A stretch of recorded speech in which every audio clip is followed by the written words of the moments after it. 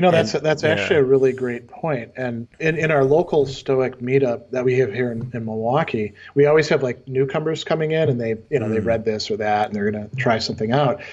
And I'll tell them over and over again, you're going to fail a lot.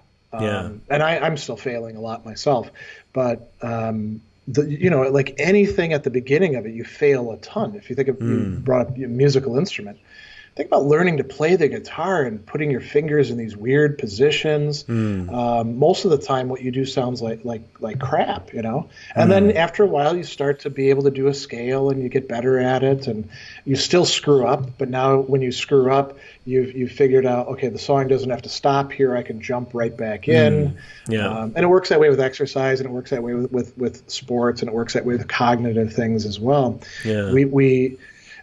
The Stoics write as if, most of the time, as if, you just do this thing. And I think we probably need more reinforcement and support, just the kind of people that we are today, and hearing, oh, it's okay if you screw up. Just don't let that be where you're going to stay. Yeah, that's it. Yeah. No, I really like that, and that's so true. It's what you tell everybody who you're trying to help to become a better person. It's like, you're going to mess up every single time, pretty much. And I hate that I keep on coming back to Jordan Peterson. I'm sorry, but like I've been listening a lot. But one of the best things that he says is that pretty much nothing that you do in your life will ever be right. Well, like no matter what decision that you make, it's probably going to be wrong in some ways, right? But as long as you are constantly trying to perfect and constantly trying to figure out ways that you can navigate that to make it right, it's like, how do we even know that the career choices that we make in our life are the best possible career choices for us in the long term? We don't. But as humans, we just jump into it and we perfect along the way. That's what I'd say about that. Yeah, I often tell my students in ethics classes that a lot of ethics is actually figuring out how to fix things after they've been either you screwed them up or somebody else screwed them up.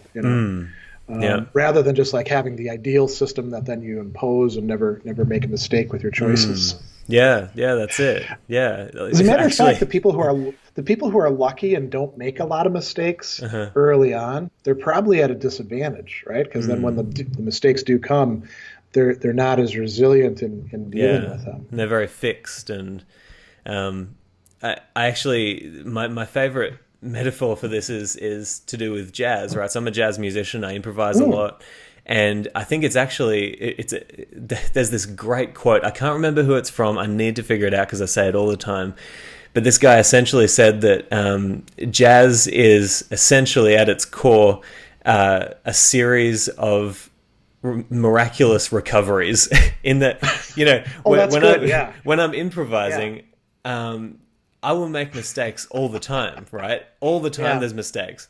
But the beauty of jazz is turning that mistake into something that's beautiful, something that actually makes sense. And so you would even see this with people like Miles Davis. My friend, a pianist, just recently told me the story of Herbie Hancock, this jazz pianist, playing with Miles Davis. And Herbie Hancock really respected Miles Davis. And he actually, while they were playing one of Miles's most famous tunes, Kind of Blue, he essentially played the wrong chord in the progression, and he froze. He was like, "Oh my gosh, what have I done?" But then Miles Davis actually started playing the notes of Herbie's chord and made it something that was beautiful and right and perfect, right? And what that taught Herbie was like, wow, okay, like if you're a real musician, you take something that's imperfect and you make it perfect in the moment because you have that ability. And it's almost as if that's an analogy for our rationality as well. It's like nothing in life is perfect, but what we are able to do is take something that's imperfect, transform it into something that is right and virtuous if we can think through it, if that kind of makes sense. That does. And so we need, like not necessarily hard and fast rules for that, but like some sort of criteria that helps us determine that. So that's where I think you could say the fourth virtue, prudence or practical wisdom, comes in. And the Stoics, they thought that one essentially governs the other virtues. And again, it's not something we possess entirely, but it's something that we have to try to work on and recognize and build within ourselves. And what's interesting is that so the Stoics thought that we human beings, because of our rational nature, we're drawn to things like truth for its own sake. We value it. We don't like being deceived. We like figuring things out. And so you've got all of this stuff going on, and then that comes into our practical life and helps us be, no, even the people who are screwed up, well, that's everyone really. But I mean, people who are really, really off the track, they don't want to think that they're somehow doing the wrong thing. And that's because of this drive. We want to be able to make sense out of things, even if we have to distort the whole world to make it fit.